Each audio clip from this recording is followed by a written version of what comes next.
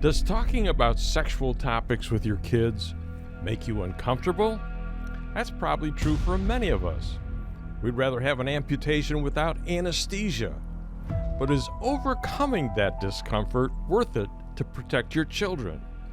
Scientific research shows that for children, the first one to discuss something with them, including sex, becomes the expert in their mind. So as parents, you should always want to be that expert rather than leaving it to their teachers or even their friends. In this series, we will ask, what on earth are kindergarten-age children being taught about sex in 40% of all of our public schools? Why do they need to know about things like consent and gender identity? Also, does your fifth grader know more about sex than you do as an adult? What's the rationale for teaching those at grade school and kindergarten level about sexual consent, gender identity, and healthy relationships? Remember, much of what 40% of our public schools are teaching our children directly contradicts what God has said in the Bible. And because most parents don't know where to turn for help, I've invited 3 guests to talk about understanding God's design for gender, sex, marriage, and family, and teaching your kids to treat those who hold different beliefs with gentle, Christ-like compassion without compromising biblical values. My guests today are Hillary Morgan Ferrer, who has a master's degree in biology and specializes in scientific apologetics, Amy Davison, a former Air Force veteran turned writer who holds a Bachelor of Science degree in religion from Liberty University and an MA in Christian apologetics from Southwestern Baptist Theological Seminary, and Lindsay Mendenwalt, who has a master's degree in ethics and apologetics from Denver Seminary, a master's degree in public administration, plus an earned law degree, and is an adjunct professor at Northwestern College in Iowa. Join us for this edition of the John Ankerberg Show.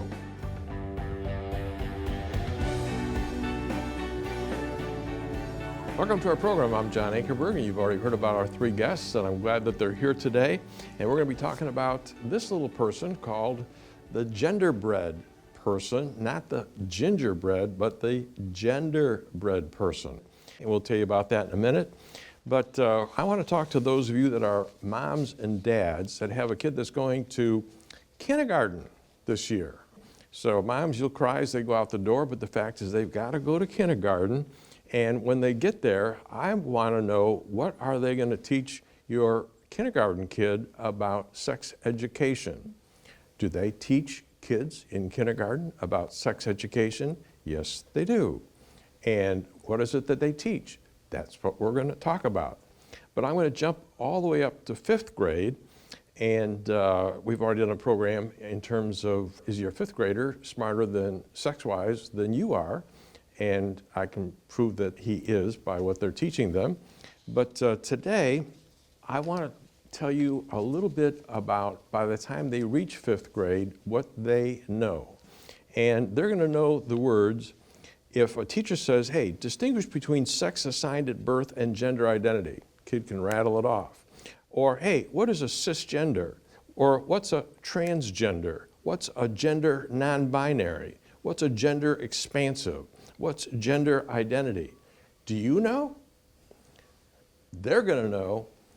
Hillary, start me off here. Distinguish between sex assigned at birth and gender identity. That's an easy one. What does that actually mean? So I think it's interesting that they use the word assigned, because when you assign something, you can unassign it. It means that something was a label given, not something that was discovered. So you have what is called your biological sex, and this would also, they talk about, this is the genitals, that as if doctors are just flipping a coin and deciding if this is a male or a female, but you have your sex assigned at birth, also sometimes known as AMAB or AFAB, which stands for assigned male at birth or assigned female at birth. And then you have your gender identity. Gender identity is how you perceive yourself in your head. Do I feel more like a boy or do I feel more like a girl? And so your gender identity can actually be different than your biological sex, according to these new theories. Yeah, scientifically though, a kid that comes out and has got his penis and his genitals, and you've got the other one with the vagina and so on, the fact is DNA, will it ever change on the boy or the girl? Will they always have a DNA for a female and a DNA for the boy that never changes?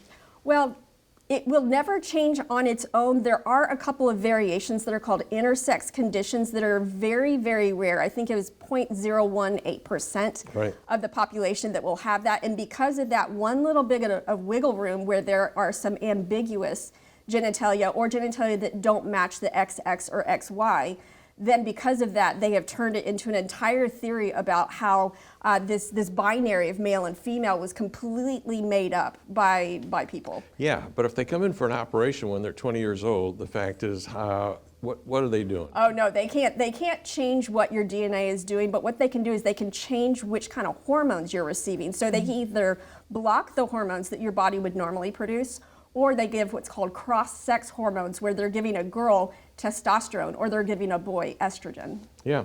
Amy, what's cisgender? So cisgender is where your gender identity matches your biological sex. So if you were born a male and you are comfortable being a male, then you are cisgender. Or if you were born a female and you're comfortable being a female, you're cisgender. And Lindsay, what's transgender? It's when your gender identity does not align with the organs that you were born with. So if you were born female, you might identify as a male, and vice versa. Okay.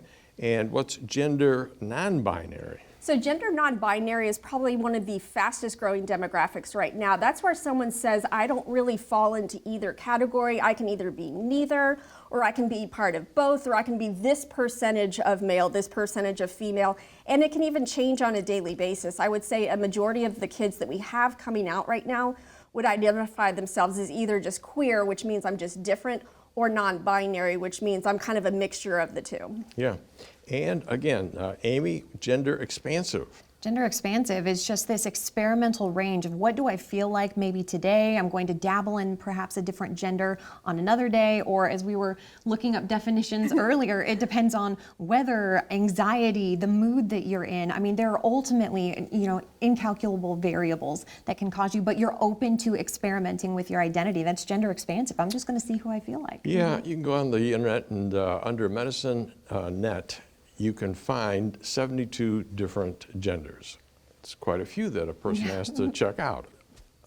Lindsay, tell me about gender identity. Right, this is what we're talking about, right? This is the internal sense of how you feel, and it will align with the genitals that you were born with, or it won't.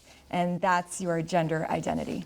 Yeah. Well, and the crazy thing is it's really contingent upon modern gender stereotypes. Yes. So if our modern conception of what it means to be a male, like raw, I'm wearing a beard and a plaid shirt, and I'm talking about football, that's the stereotypical male. Mm-hmm. And then when we think of like the hyper female characteristic of, I'm wearing pink and baking cupcakes and I look like an Instagram prairie princess, that's the concept of female. So gender identity is where you fall along those spectrums. All right, so a lot of kids that come into kindergarten, we're going back down to kindergarten. Mm-hmm. This is their first year of school, and I can remember we had moved from the suburbs into the city of Chicago, and the fact is I went to a school that had, probably 1,500 students in grade school. So our kindergarten class was pretty big, and I didn't know anybody. And I remember how they tried to get us to socially interact, to get to know their names. But they never gave us one of these, all right? You missed out. Oh, yeah. How did you turn out normal? According to their curriculum, that this is part of normal, healthy developmental process. Now, they might not give this out the first day, but they're going to give this out to your kids that are in kindergarten. And if I remember correctly, I didn't know a whole lot about reading at that point. And most of the kids can't read. And so this is not given to them as something they should read. You've got arrows pointing at certain things in the body. And explain this. Yes, so the identity is going to be pointing to the brain, and that is how you your internal sense of how you feel, what you think. Attraction is going to be who it is that you are wanting to befriend. Now, a lot of these definitions are confusing because they really don't distinguish between friendships and romantic attraction. So we have little kids that are coming and saying, oh, I'm pansexual, because they like everybody. They like the boys and the girls in their class. I mean, who of y'all have had your kids? My little nephew was telling my mother, his grandmother, I want to marry Ruru when I'm older, because in their minds, getting married just means this is the person I get to hang out with. And so he thinks, I want to hang out with Ruru, and she makes the best Or the pancakes. kids who want to marry their moms? Yeah. They don't really mean they want to marry their moms. It's Yeah. just They think that's who I get to live with. But now that kids are saying that, like one of the same nephews, he had a little boy that says, I want to marry you when we get older. And now this is a possibility. He came home from school asking my sister, this little boy said he wanted to marry me. They don't understand the difference between wanting to be with someone. So that's attraction. Then we have the biological sex that is pointing to the genitals. And then we have the gender expression, which all of these could be different from each other. This is the way I like to act. This is the way I like to dress.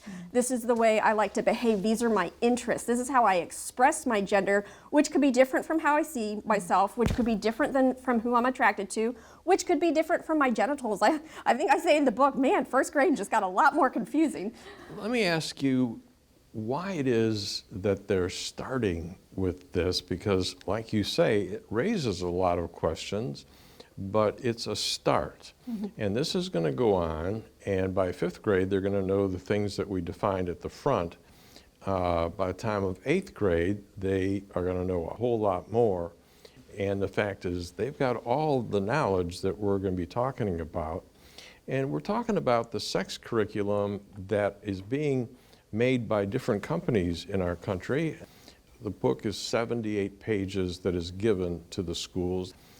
They have state legislators that can pick out the curriculum that they want their kids to have, and this is one of the biggest ones.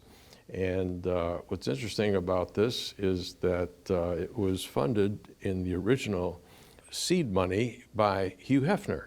But coming back to the gender person here, is that it's cute, and it's got pictures on it, and it starts them off.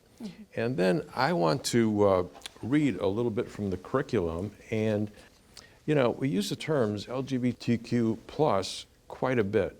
I'd like to define this and slow it down. What does L mean? L stands for lesbian, G stands for gay, B stands for bi, which is bisexual, and then T stands for transgender, which is kind of an umbrella term for all the different genders. And then Q can stand for usually queer or questioning, but queer, which we're going to be going into in another program, and you asked about why are they giving these to kids, is because they have we have the original evil that entered our world, which was sin. They have the original evil that's in our world, which is anything that's considered a norm. Anything that's considered normal is very constraining and takes away the personal choice, the personal freedom, and the personal authenticity. And so if they can introduce these concepts to kids before they have a concept of what's normal, then in their minds, they're actually freeing these kids to live their authentic self in a way that before they pick up on the norms of their parents. Like, remember what the Sesame Street executive said. Yeah, and that was the whole goal, was to reach kids before parents had already spoken to them. Because when you can change the culture of the next generation, you can lead that entire generation. It only takes one generation to lead them astray. So in part, it's a cultural movement, because adults are set in their ways, so they have to wait out or wipe out the adults.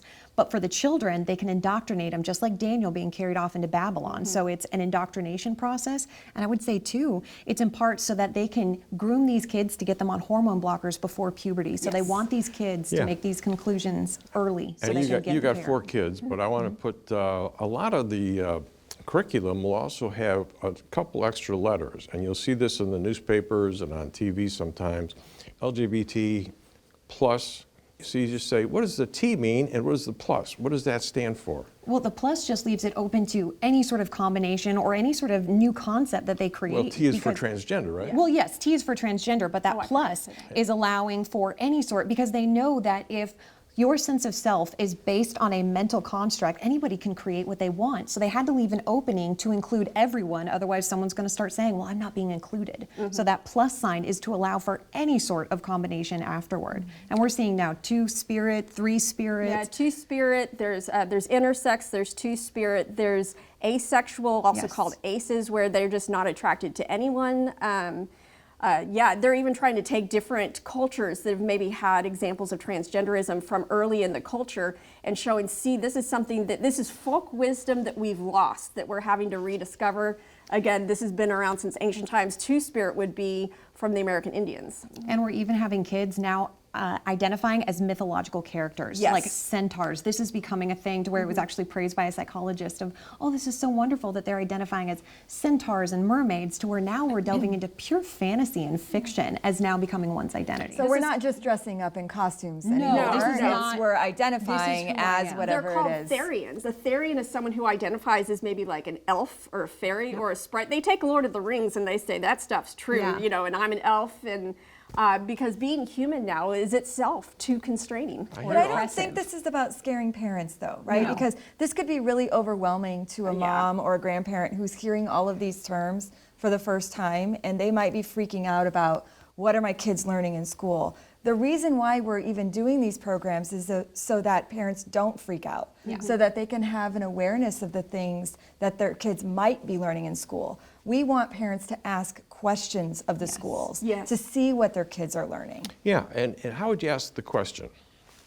So you would go, actually one of the easiest ways you can do this is go to your local ISD office, your local school office, and ask to see the curriculums that are being taught in the schools. So legally they cannot keep it from you, but that doesn't mean they won't make it a little difficult, or you may not be given everything. So first and foremost, ask specifically to see health curriculums, and then perhaps curriculums around being in a community. So with young children, especially in elementary ages, it's all about citizenship. So now what is being packaged in citizenship?